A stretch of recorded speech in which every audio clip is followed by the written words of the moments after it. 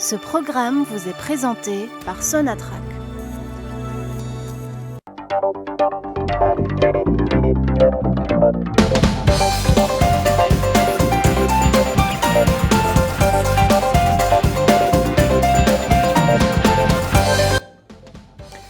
Et chers téléspectateurs, merci de nous rejoindre sur Al24 News et d'être une nouvelle fois au rendez-vous des pros de l'écho. Tout d'abord, nous nous excusons pour ce petit retard. Direction le Moyen-Orient ce soir, une région soumise à de nouveaux troubles et à une escalade entre l'entité sioniste et l'Iran. Le grand échiquier international bouge. Sur le plan militaire, un mouvement qui a une incidence directe sur l'économie mondiale, qui, de son côté, peine à se stabiliser sur le plan géopolitique. Inutile de rappeler l'importance stratégique pour les marchés mondiaux de l'énergie, la finance, le transport, la logistique ainsi que le commerce international dans cette zone très sensible à ce genre de manœuvres, d'autant plus qu'elles viennent s'ajouter aux troubles en mer Rouge. Comment l'économie mondiale réagit-elle justement ? Quels sont les secteurs impactés ? Quels sont ceux qui résistent encore, s'étant encore une fois trompés de prévision, ou est-ce que, au contraire, l'économie a appris à s'adapter et à contourner ces bouleversements? Comme chaque semaine, les pros de l'écho s'emparent du dossier.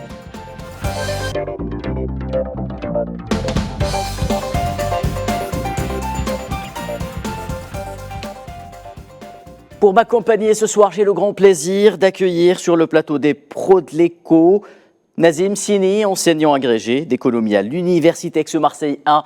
Merci d'être avec nous, Nazim, une nouvelle fois. Bonsoir, merci pour votre invitation. Michel Fayad, expert en économie internationale, est également en direct avec nous. Merci, cher Michel, d'être avec nous encore une fois également. Bonsoir, merci pour l'invitation.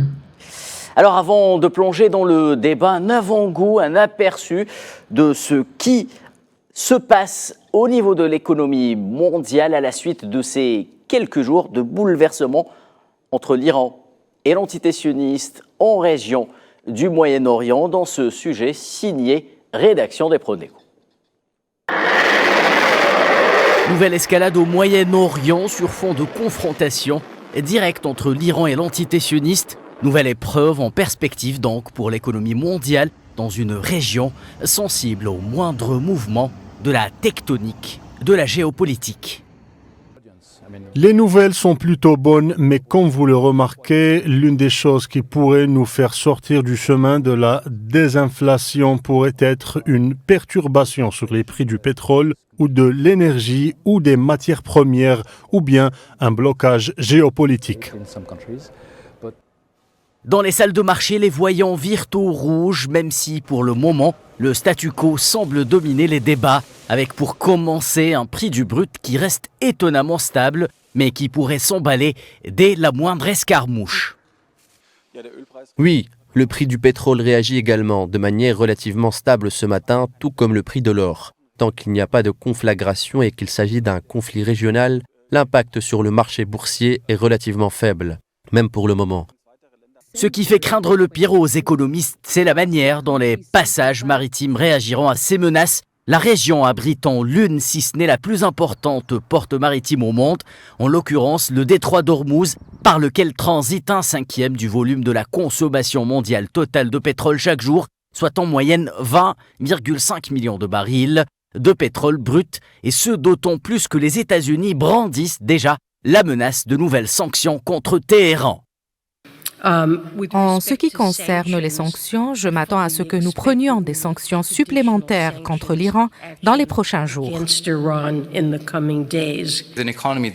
Les perspectives de croissance mondiale sont également compromises par la fragmentation géoéconomique croissante. Les liens commerciaux sont déjà en train de changer. Certains économistes pourraient tirer profit de la réconfiguration des chaînes d'approvisionnement mondiales, mais l'effet net pourrait encore être une perte d'efficacité, rendant l'économie mondiale moins et non pas plus résiliente, et la coopération mondiale en pâtit plus largement. Du côté de la finance, la tendance est également à la prudence avec quelques turbulences sur les actions et une stimulation des cours de l'or. Une situation confortée par l'annonce de l'Iran considérant comme clos le chapitre de sa riposte envers l'agression d'Israël pour le moment. Allez, sans plus tarder, place au débat avec nos experts. Je me tourne vers vous, messieurs, sans plus tarder. Nazim Sini, on va commencer avec vous. Potentiellement, quels sont les risques qui courent ce soir, après une semaine environ de la riposte iranienne sur l'attaque et l'agression sioniste contre un consulat de l'Iran en Syrie, sur l'économie mondiale? Mais écoutez, le principal risque, c'est justement de voir repartir l'inflation. Cette inflation qui essaie d'être combattue par la plupart des économies occidentales. Il faut savoir, et vous le savez, vous l'avez vu, depuis maintenant ces 2 dernières années, on assiste à un resserrement des politiques monétaires, des principales banques centrales de la place. Et en fait, ces efforts-là ont permis de ramener le taux d'inflation sous la barre des 10% dans la plupart des pays qui étaient ciblés. Maintenant, et vous savez, ce desserrement de cette politique monétaire était très attendu par la plupart des acteurs économiques et des acteurs financiers. Et aujourd'hui, si on a une inflation qui revient sur la place, ce desserrement de cette politique monétaire va s'éloigner de plus en plus. C'est-à-dire qu'on va encore avoir des taux directeurs qui vont rester assez élevés, qui vont pénaliser justement la reprise économique qui est tant attendue, notamment en Europe. Juste pour vous donner l'information, aujourd'hui, le FMI a confirmé que la zone euro sera la zone la plus faible en matière de taux de croissance au niveau mondial, avec ce qui correspond Ce qui correspond aux prévisions annoncées déjà auparavant. Tout à fait, exactement. Donc, ils ont confirmé les prévisions qui étaient faites début d'année 2024. Donc, on est sur 0,8%. Et il va falloir être très attentif à cette inflation, justement, et puis surtout aux perturbations des chaînes logistiques. Parce qu'aujourd'hui, effectivement, le détroit d'Ormuz ou toute la région de la mer Rouge voit transiter pratiquement la moitié du commerce mondial à travers des navires. Il faut savoir qu'à travers la planète, il y a 100 000 navires marchands qui circulent et qui représentent 80% du commerce mondial, ce qui n'est pas totalement anodin et qui peut pénaliser vraiment cette reprise qui est encore assez poussive de l'économie internationale. Et aujourd'hui, ce qu'il va falloir faire, c'est vraiment prôner la désescalade de ce conflit qui risque de se régionaliser et voire même pire, se mondialiser. C'est pour ça que les marchés financiers, même les marchés énergétiques, restent étrangement calmes. Oui, parce que, on va en parler. Pour des raisons... d'abord pour des raisons conjoncturelles, parce qu'on sait que les stocks de brut sont assez importants. On sait aussi qu'il y a une demande qui reflue, de la demande de pétrole au niveau international, ce qui fait qu'on n'a pas un emballement des prix, même s'il y a une hausse de quelques pourcents ces derniers jours. Très bien. Michel Fayad, Nazim Sini a mis les pieds dans le plat. Pourquoi ces cours du pétrole restent étonnamment, comme il a dit, stables pour l'instant, selon vous? Vous savez, déjà, il faut voir quand même que le prix du pétrole a énormément évolué depuis le 7 octobre, puisque le 7 octobre, le prix le Brent, en fait, était aux alentours des $85 le baril. Il est tombé à la mi-décembre aux alentours des $75. Et aujourd'hui, il est près des $90. Donc, c'est vrai que ces derniers jours, il a été plutôt stable, mais il y a eu quand même des variations durant ces 6 derniers mois. Je suis complètement d'accord avec l'analyse qui a été faite jusque-là. Maintenant, ce qu'il faut se dire aussi, c'est que les protagonistes, c'est-à-dire Israël et l'Iran, en fait, ont mis un peu se sont affrontés d'une manière pour le moment raisonnée. On va voir si ça va aller plus loin. Mais ce qui est intéressant de voir, c'est que les grands parrains de ces deux pays et de ces deux puissances régionales, c'est-à-dire les États-Unis et d'un côté la Chine et la Russie de l'autre, sont 3 pays qui appellent au calme. Les 3 pays ne veulent pas que cela se tourne en véritable guerre. Ils veulent rassurer les marchés, ils veulent eux-mêmes, ils ont d'autres choses à faire, d'autres problèmes à régler. Les États-Unis sont en pleine campagne électorale, les Russes sont en guerre en Ukraine, et les Chinois sont en reprise économique. Et puis, comme le disait votre invité, il y a le fait que le détroit d'Ormuz, et cette région en général, fait circuler énormément de pétrole, de gaz et d'autres marchandises. Le principal client, le principal consommateur est la Chine. Exactement. Donc, la Chine ne veut pas en fait d'une rupture de l'approvisionnement. C'est essentiel pour eux. C'est pour cela, si vous vous souvenez, que dès octobre, dernier, les Chinois ont déployé des navires de guerre pour la première fois dans le Golfe Persique. Donc c'était pour véritablement montrer qu'ils étaient là, qu'ils ne veulent pas du tout une rupture de l'approvisionnement. Ils sont également très très actifs quant aux négociations actuelles entre Israël et le Hamas. Ils souhaitent que ces négociations aboutissent. Ils essayent aussi de faire aboutir les négociations entre la Russie et l'Ukraine. Enfin, la Chine aujourd'hui essaye de jouer un rôle diplomatique de premier plan. C'est nouveau. Elle a quand même réussi à faire l'année dernière, si vous vous souvenez, la réconciliation entre l'Arabie Saoudite et l'Iran. Et l'Iran, oui. Et voilà, et ces deux pays ont rejoint par la suite les BRICS. Donc aujourd'hui, la Chine tente de s'imposer en tant que puissance dans tous les sens du terme, y compris sur le plan diplomatique, et ce qui signifie la négociation de la paix, de réconciliation entre les États. Donc voilà ce que la Chine joue, mais toujours bien entendu pour ses propres intérêts. Allez, sans plus tarder, le détroit d'Ormuz s'est déjà invité dans le débat. Si le conflit s'étend à la fermeture du détroit d'Ormuz, le canal de navigation pétrolière le plus fréquenté au monde, le commerce pétrolier de la région serait tout simplement, Nazim Sini, interrompu, ce qui ferait monter en flèche les prix du pétrole. Déclaration signée JP Morgan dans une note publiée la semaine dernière. Concrètement, Nazim Sini, sans prendre de gants, est-ce que l'Iran pourrait, dans une certaine mesure, où le conflit viendrait à connaître une autre escalade plus grave que ce que l'on a vu la semaine dernière, pourrait fermer le détroit d'Ormuz? Écoutez, toutes les options sont sur la table côté iranien. Effectivement, si on assiste à une agression une nouvelle fois de l'entité sioniste sur le territoire iranien ou sur des infrastructures iraniennes, évidemment que les autorités iraniennes seraient prêtes à fermer le détroit d'Ormuz. Pourquoi? Pour la simple et bonne raison, c'est que c'est un pays producteur de pétrole. Oui. Donc en soi, il ne serait pas impacté au même titre que tous les pays qui sont membres, et de gaz, et tous les pays membres de l'OPEP. En fait, cette décision, si vraiment elle venait à être prise, pourrait faire grimper le prix du pétrole, écoutez bien, à près de $200 le baril.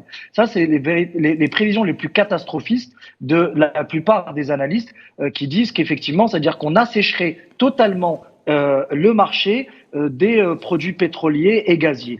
Donc, si vous voulez, ça n'arrange personne.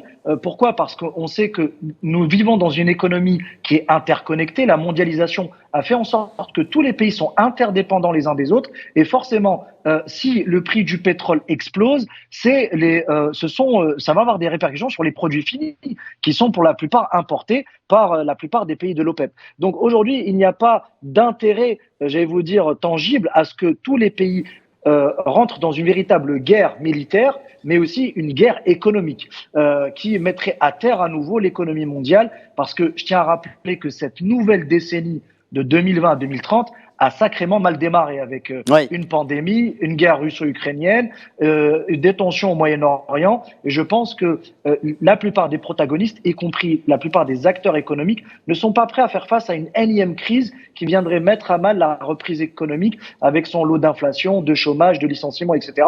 Donc il faut absolument justement prôner une désescalade de ce conflit et surtout un retour au calme et un retour au dialogue. C'est ce qui est prôné justement, comme a dit mon camarade, par les États-Unis, la Chine et la Russie, qui ne verraient d'un mauvais œil justement la fermeture de ce détroit d'Ormuz qui paralyserait l'économie mondiale, il faut le dire.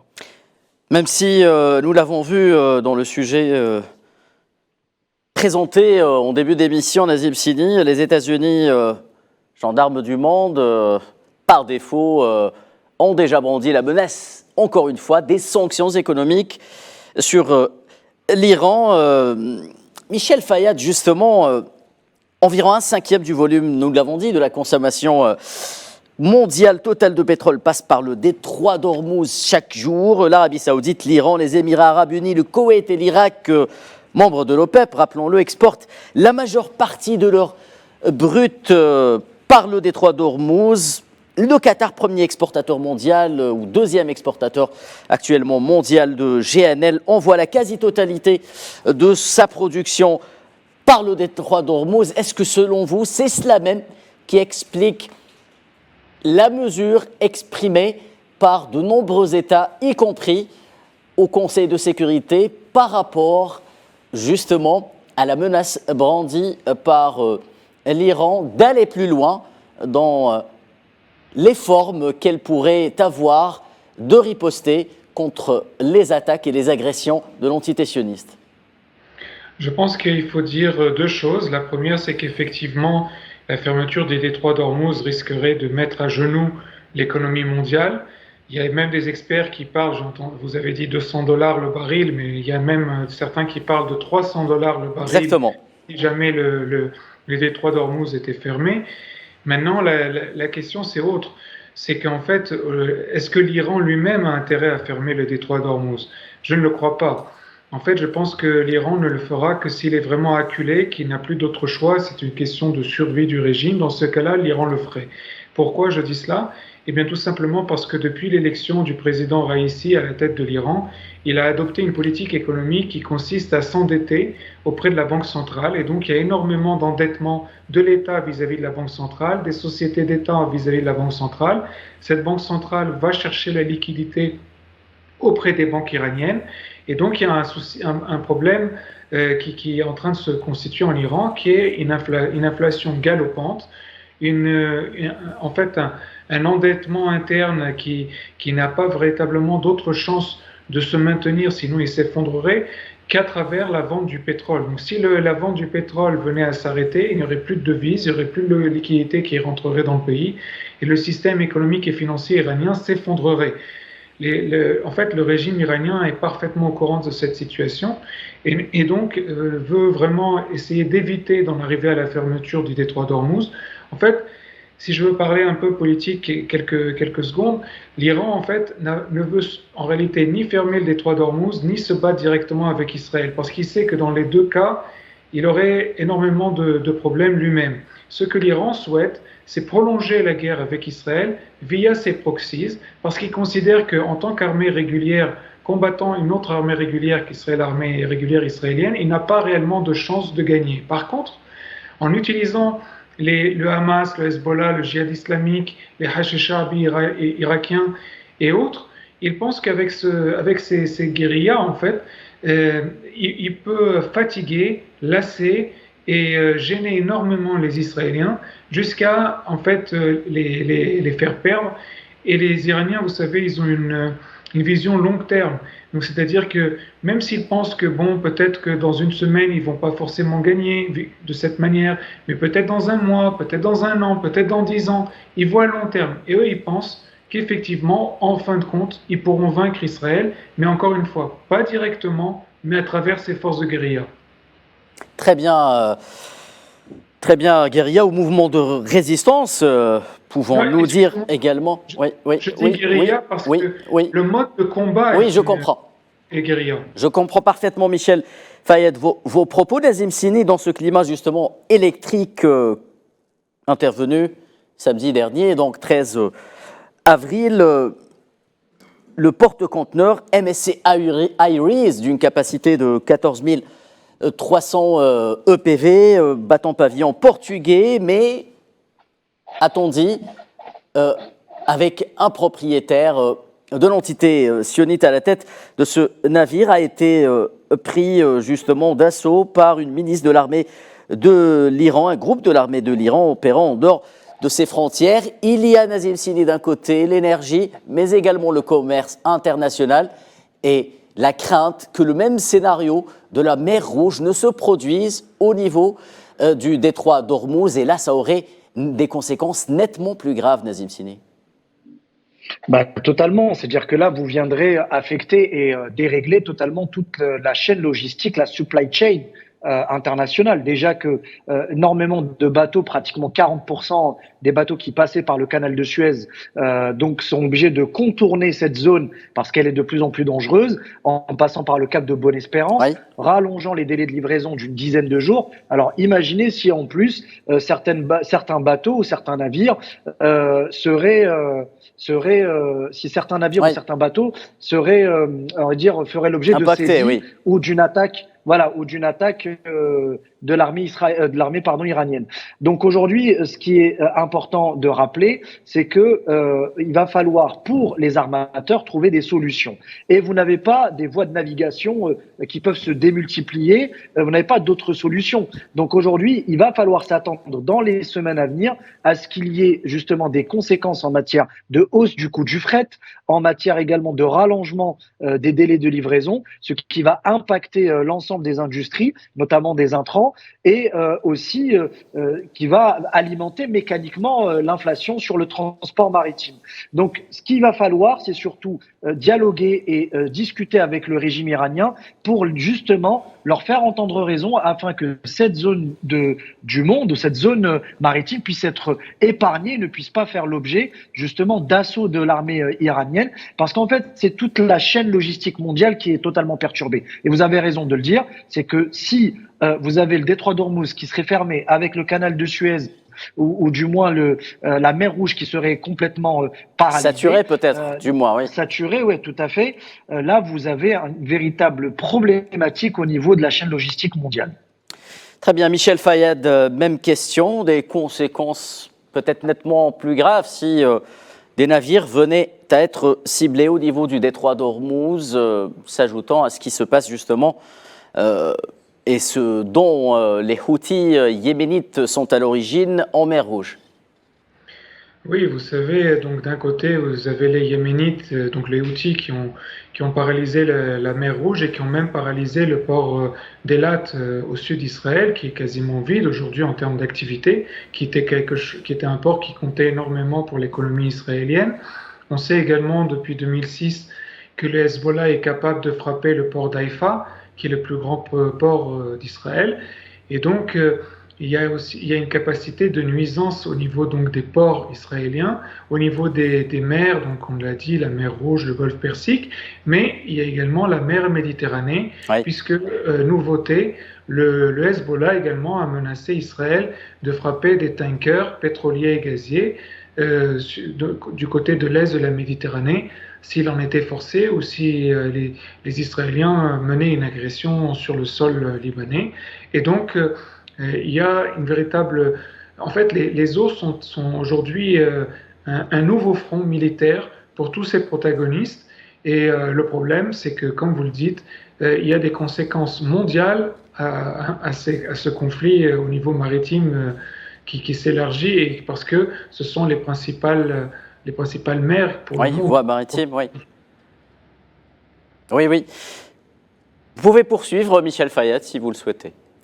Oui, il y a aussi, je voudrais dire, quelque chose qu'on oublie un peu, en tout cas ici en Occident, même s'il y a eu hier la conférence sur ce conflit, c'est le Soudan, parce que le Soudan est un pays qui est en fait tout proche de la région, qui est quasiment à la frontière saoudienne, même s'il y a justement la mer Rouge qui les sépare, et qui est également en conflit, et il y a des risques également de ce côté-là.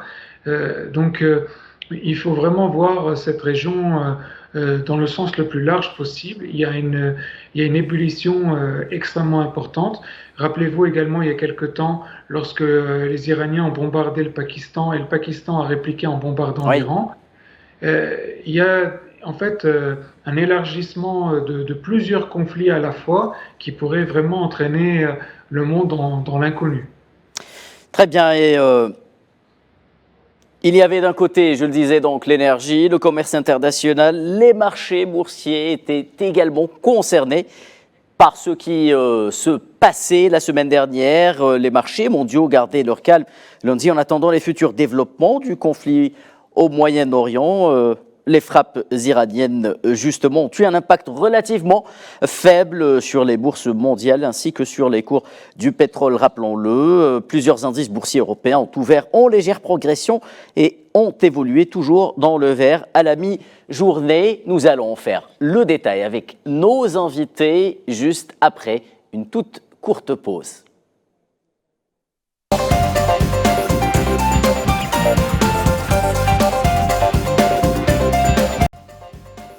Très chers téléspectateurs, nous sommes de retour sur le plateau des Pros de l'Écho. Nous parlons depuis à peu près une demi-heure avec nos experts, Nazim Sini, Michel Fayad, des conséquences économiques de l'escalade justement au Moyen-Orient entre l'Iran et l'entité sioniste. Alors après avoir évoqué le marché pétrolier, le commerce international, vient le temps de parler de la finance. Avec vous, Nazim Sini, je disais avant cette courte pause que les marchés mondiaux avaient très peu, les places financières mondiales avaient très peu évolué à l'ouverture lundi dernier, même si les marchés avaient fortement réagi en fin de semaine alors que la menace d'une attaque iranienne se précisait plus ou moins. Comment expliquez-vous cette espèce de rationalisme, on peut dire aussi réalisme des marchés financiers, eux qui justement nous ont habitués à plus, disons, de panique en temps de bouleversement géopolitique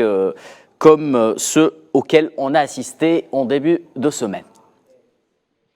Écoutez, vous allez être surpris, mais vous savez que l'économie et la guerre font bon ménage. Et que, effectivement, l'économie se nourrit parfois des guerres.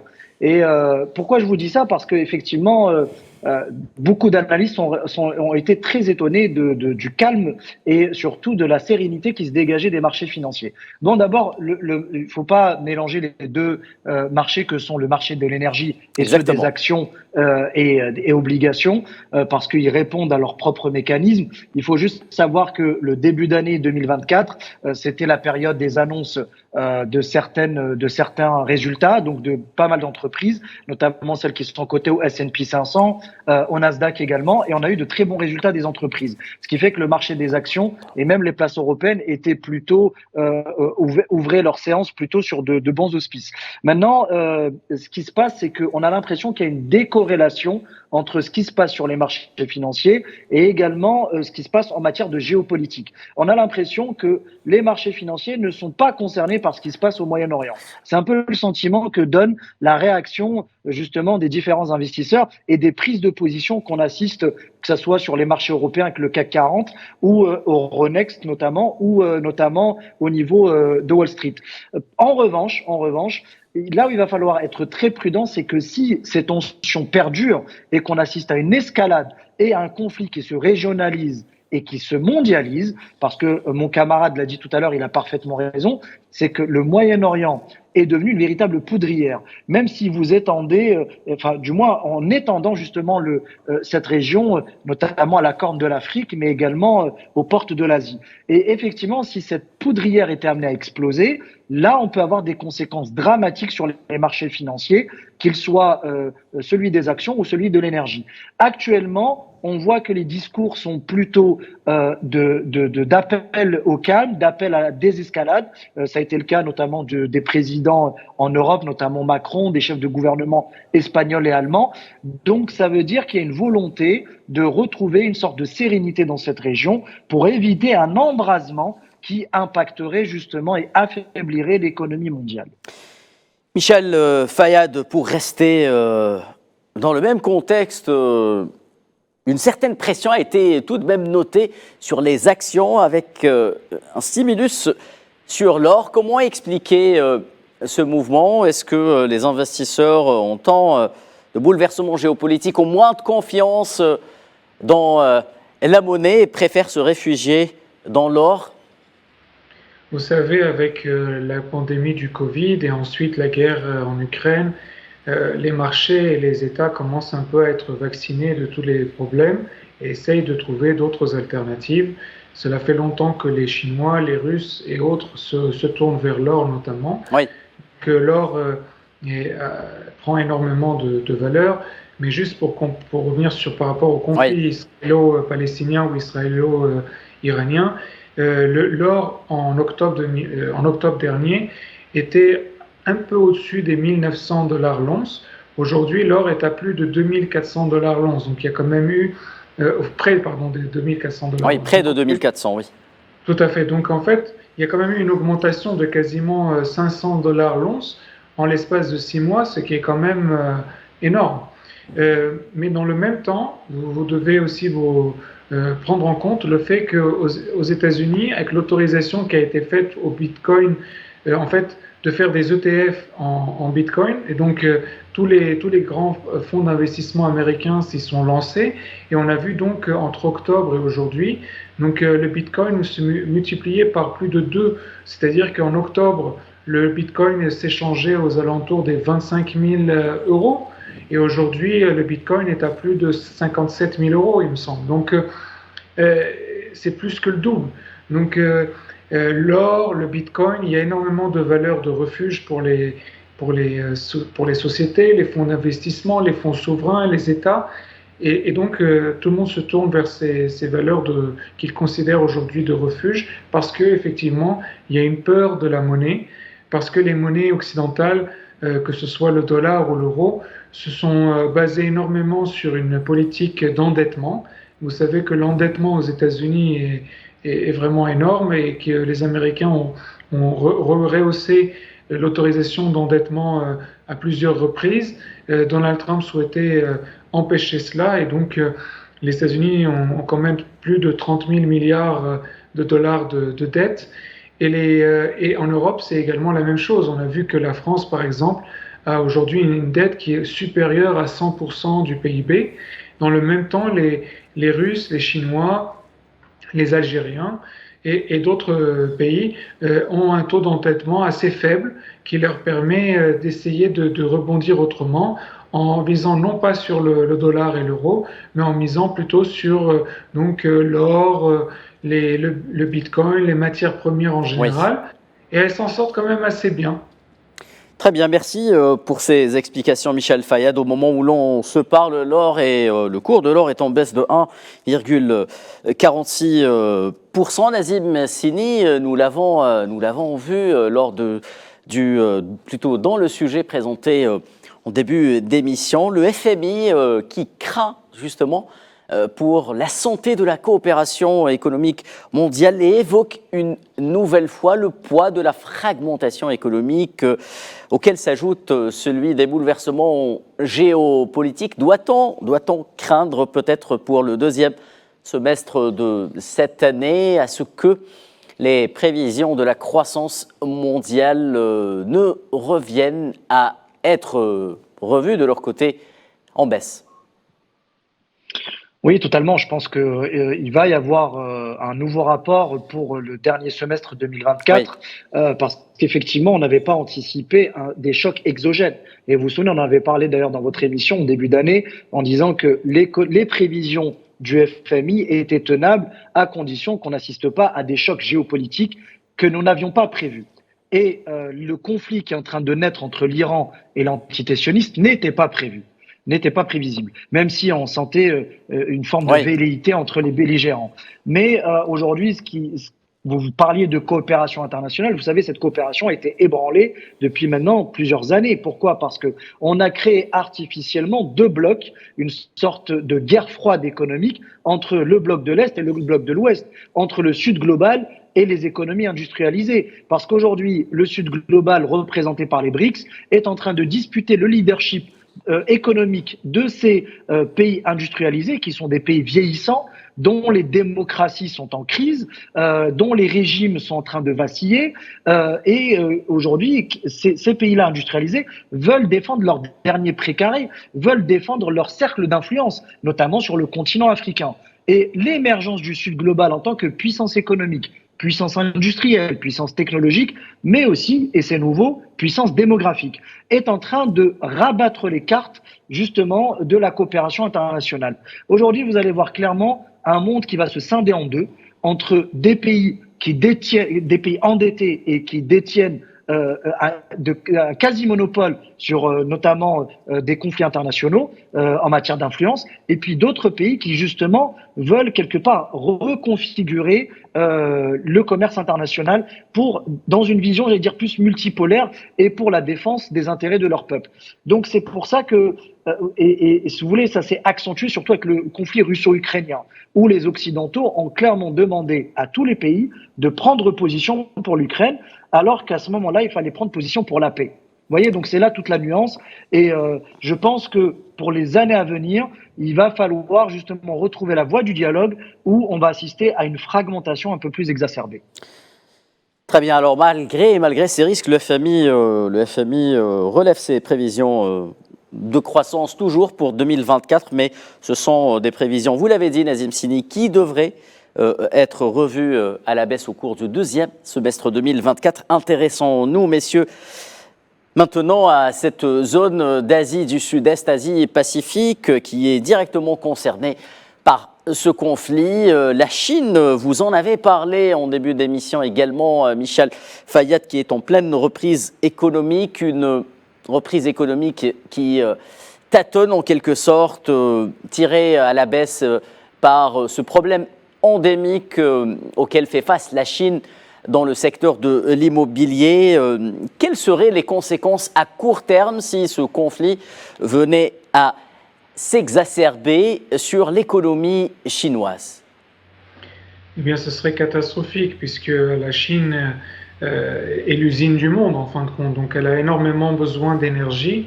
Et si l'énergie devenait plus chère, oui, il est sûr que la Chine subirait des conséquences économiques terribles, notamment sur sa balance commerciale, sur son équilibre budgétaire, et donc aussi il y aurait des licenciements, des faillites, il y aurait énormément de difficultés, un peu similaires à ce que l'Europe a connu au moment du déclenchement de la guerre en Ukraine, où on a vu par exemple l'industrie allemande commencer à s'effondrer et même énormément de sociétés françaises faire faillite. Donc là, la Chine subirait énormément le coût d'une telle déflagration en fait entre l'Iran, Israël et les autres pays de la région. Donc c'est vraiment quelque chose que la Chine redoute et qu'elle ne souhaite pas. Pour le moment, la Chine considère qu'elle pourra maintenir ses prévisions de 4,6% de croissance cette année. Donc, il reste véritablement optimiste. Et comme je l'ai dit tout à l'heure, il participe aux négociations de paix dans les différents conflits, donc celui entre la Russie et l'Ukraine, celui entre Israël et le Hamas, et d'autres conflits qui sont stratégiques quant à son approvisionnement en matières premières, puisque c'est la clé pour le pouvoir chinois, que ce soit donc le pétrole ou le gaz, voire même l'uranium et tout ce qui est nécessaire à l'énergie, mais également tout ce qui est minerais et métaux qui sont nécessaires pour énormément de transformations digitales qui sont réalisées également en Chine.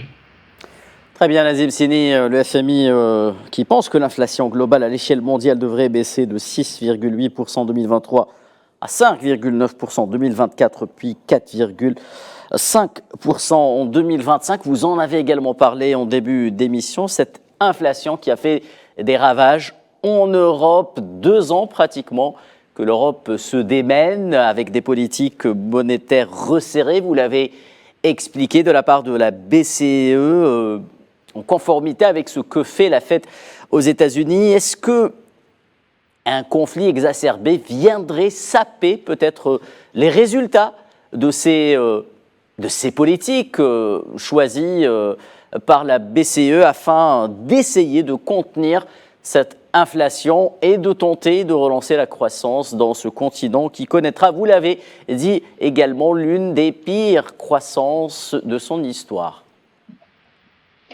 Bah oui, mais surtout, on aurait la conjugaison de 2 phénomènes économiques qui sont très redoutés par les pays, qui est une stagnation de la croissance économique et une reprise de l'inflation, ce qu'on appelle la fameuse stagflation. Exactement. Et aujourd'hui, effectivement, c'est-à-dire tous les efforts qui ont été faits, vous imaginez que tous les dégâts que ça a eu en matière de resserrement de politique monétaire seraient complètement balayés. Avec les conséquences sociales que l'on a vues dans plusieurs pays, faut-il le souligner également. Tout à fait, exactement. Et juste pour vous donner une information, c'est sorti aujourd'hui, par exemple en France, pour la première fois depuis 6 ans, on a assisté à une baisse des créations d'entreprises.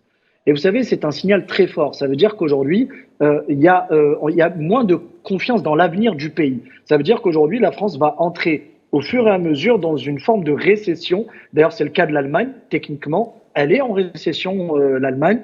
Et la France est en train de suivre cette voie puisqu'on a une reprise de l'économie qui est assez faible, qui est assez atone.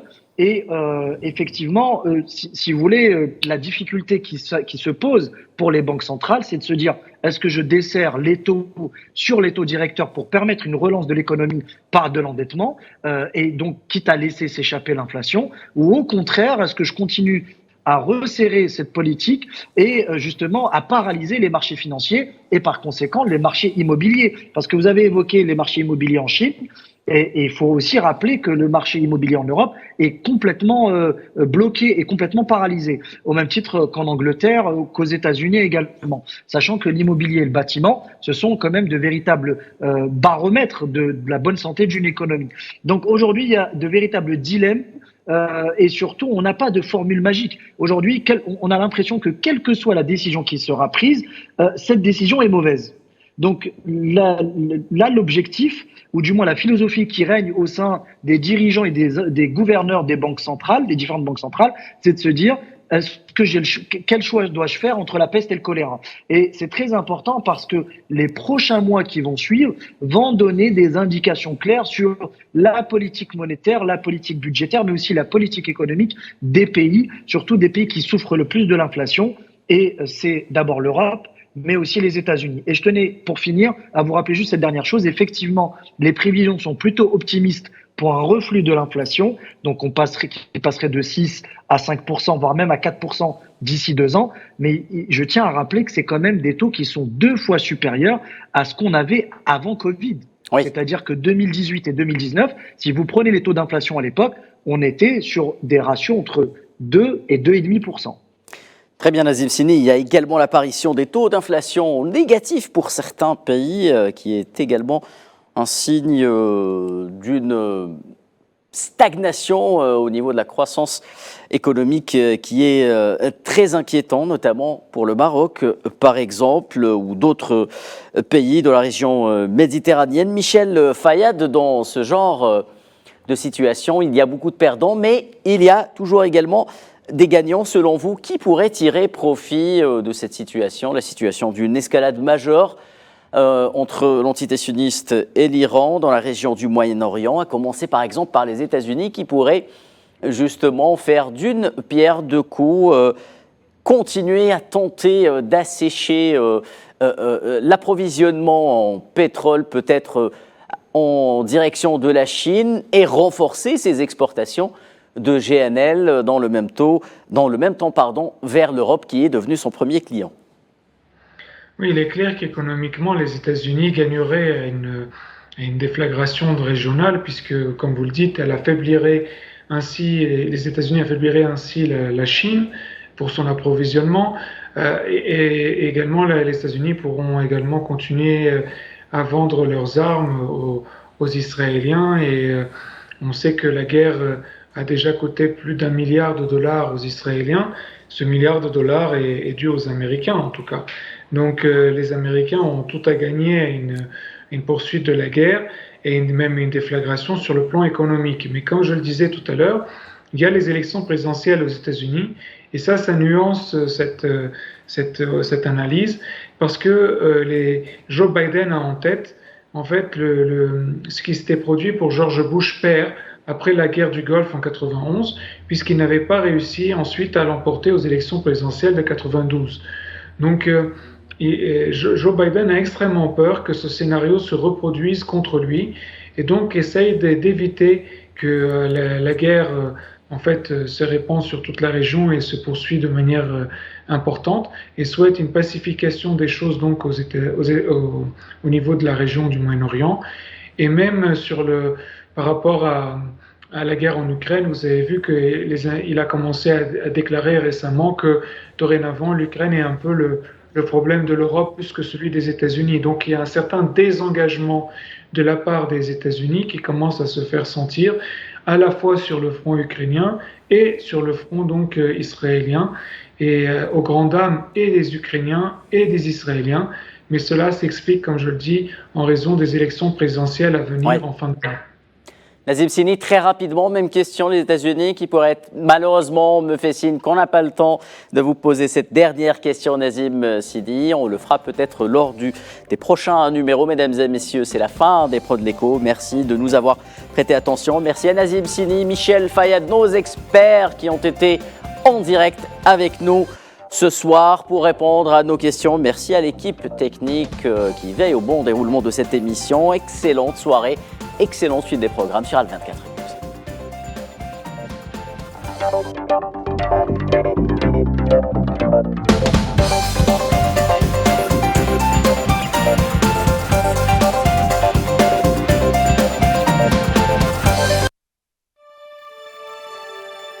Ce programme vous a été présenté par Sonatrach.